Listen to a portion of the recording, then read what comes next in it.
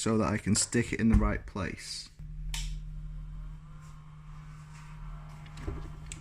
Oh yeah, you know what I'm saying. So the thermostat didn't work. Keeps coming on and off all the time. So it needs more cooling than no cooling, but less cooling than full cooling. The plan is to linearly control the fan speed in relation to the temperature. Apparently that's exactly what this does, and the only way of finding out is to test it. Nice. Right then, now I need to heat that up just a little bit. Let's try with my hand. Ooh, looking good. Fan heater ahoy. Now look at her rise. And it reacts pretty quick. I've got this out. Put this connector on here. Probably this connector on here. This one goes into there.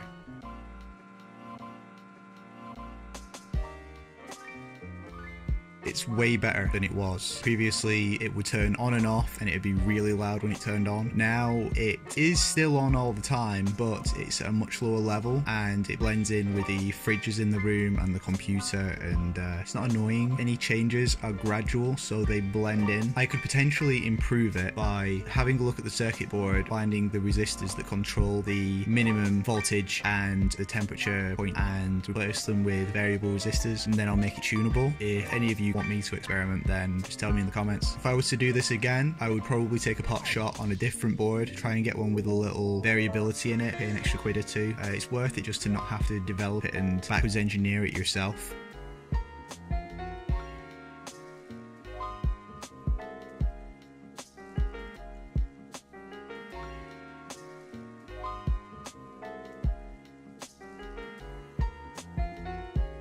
This sensor needs pulling off this board so that I can stick it in the right place. Oh yeah, you know what I'm saying.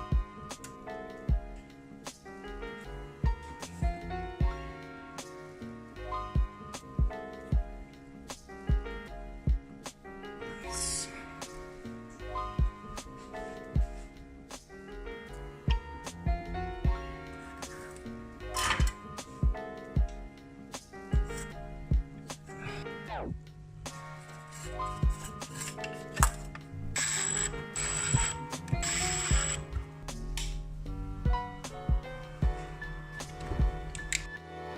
That'll do.